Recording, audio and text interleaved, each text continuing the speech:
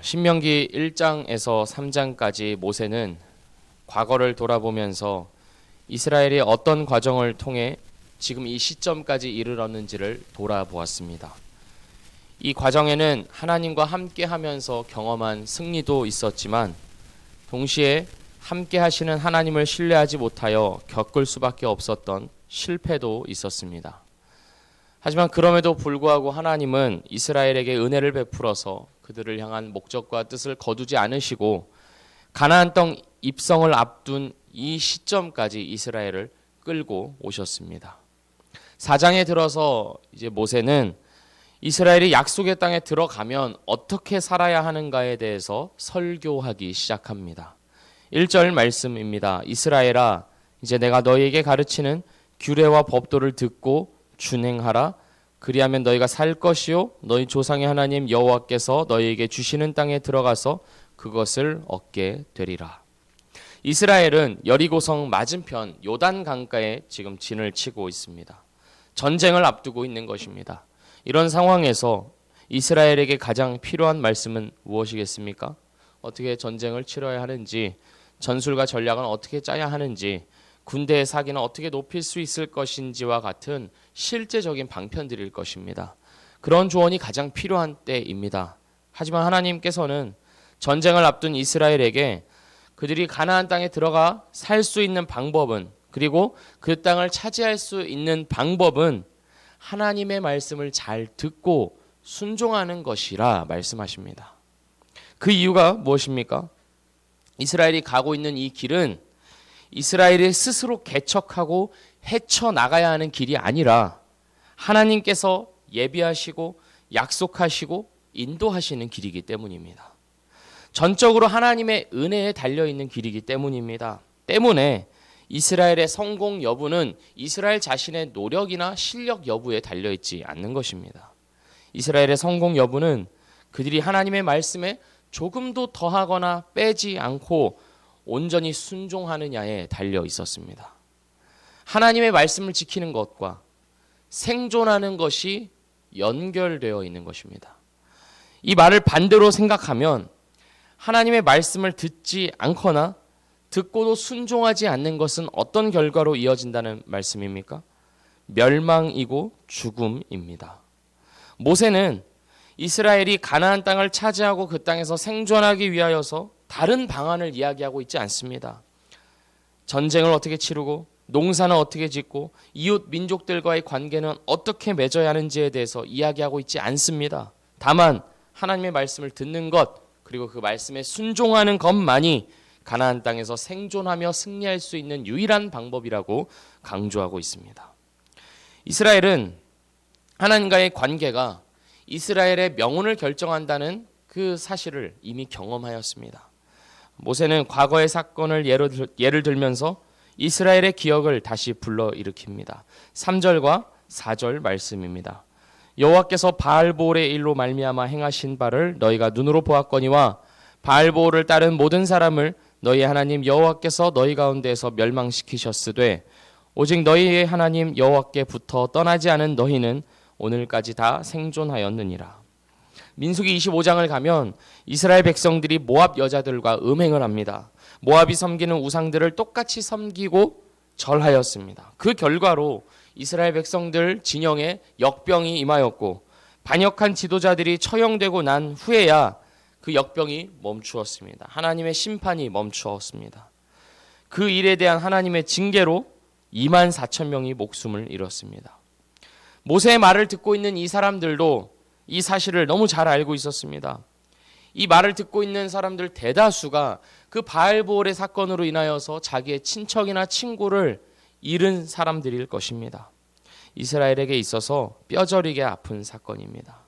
모세는 이 사건을 회상하면서 하나님의 말씀을 잘 듣고 순종하는 것만이 이스라엘이 가나안 땅에서 생존할 수 있는 유일한 방법임을 엄중한 어조로 강조하고 있습니다.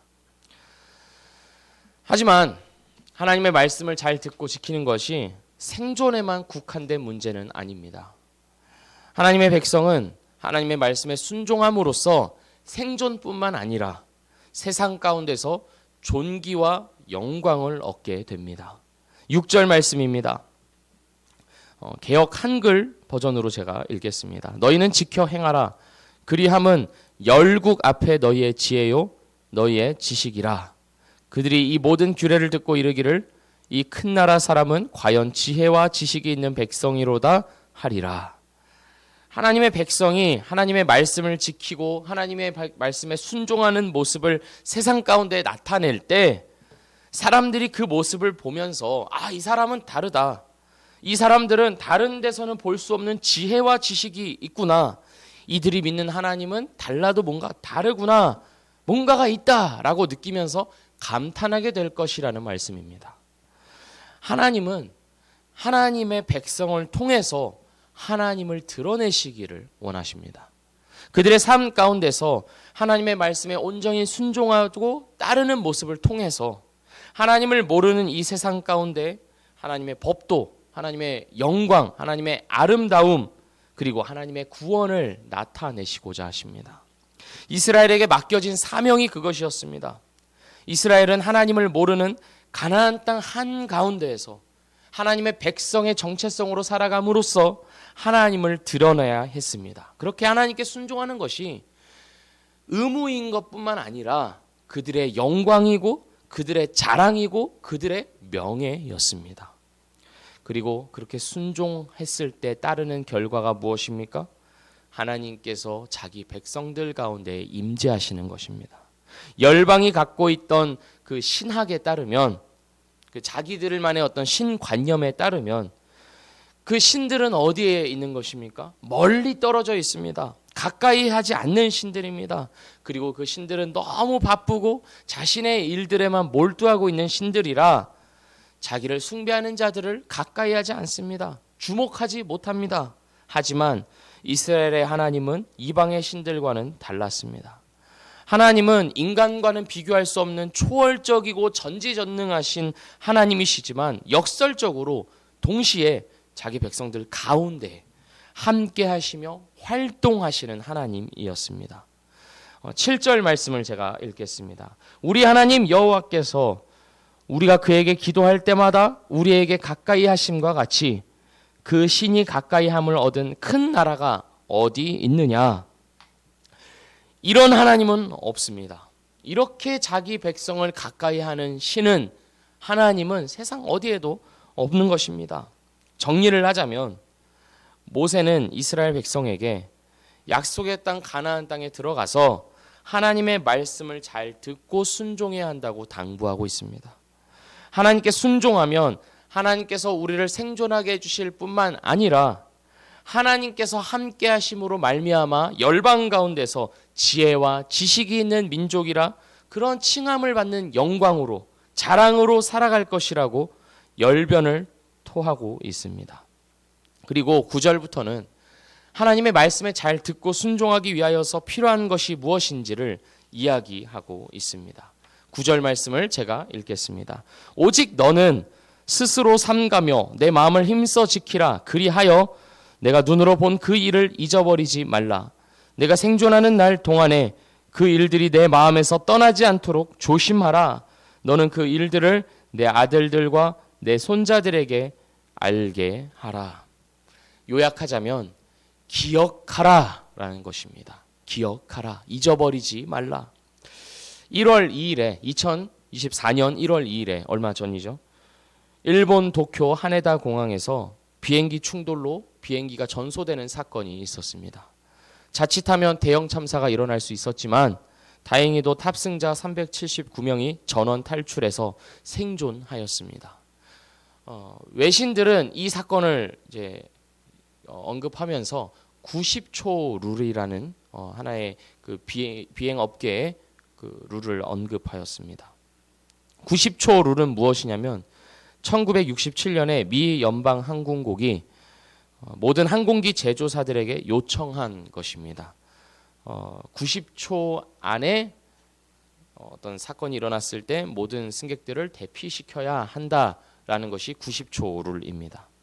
그래서 일본은 1985년에 도쿄에서 오사카로 향하는 비행기가 추락해서 탑승객 534명 중 520명이 사망하는 비극을 겪었습니다.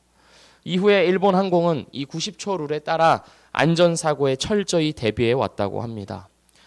그리고 이후에도 2000년대에 들어서 이 아픈 사건을 기억하지 못하는 직원들이 이제 입사하자, 당시에 이제 없었으니까 본사에 사고 잔해와 당시의 증언을 전시를 해서 그 직원들이 사고에 대한 경각심을 잃지 않도록 했다고 합니다.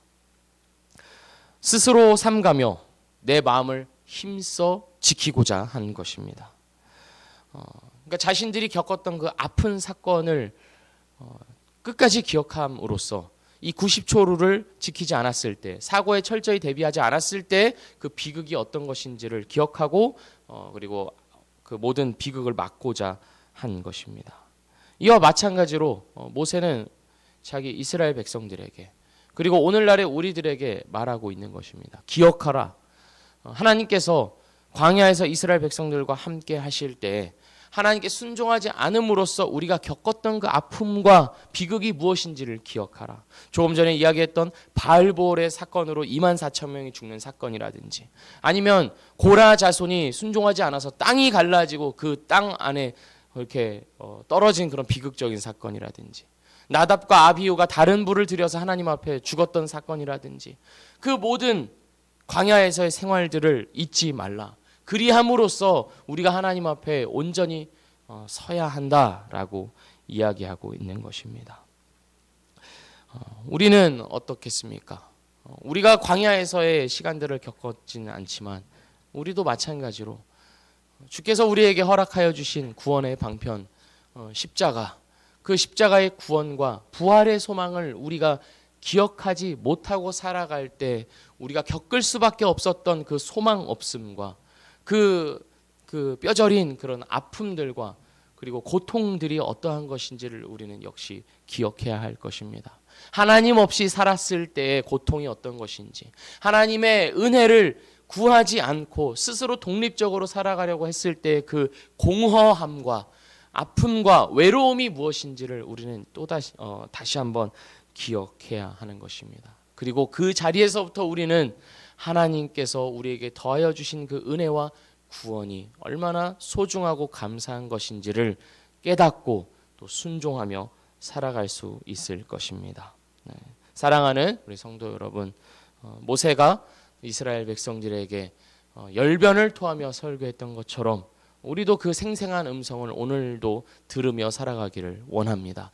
기억하라, 잊지 말라, 우리 마음에 담아두고 늘 하나님을 소망하고 하나님의 말씀을 듣고 순종하는 오늘이 또 우리의 삶이 되시기를 주님의 이름으로 축복합니다. 기도하겠습니다. 하나님 아버지, 우리는 광야를 떠나 이제 가나안 땅 입성을 앞둔 이스라엘 백성들처럼 미래를 알 수 없고 또 당장 우리의 삶에 어떠한 일들이 있을지 모르는 그러한 초조함과 또 두려움 가운데 살아가고는 합니다.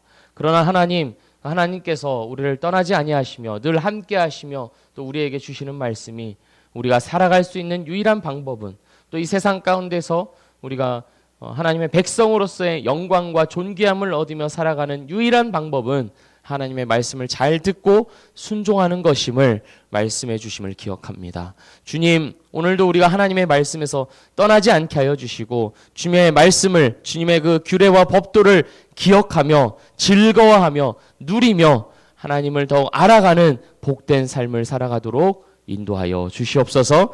예수님의 이름으로 기도합니다. 아멘.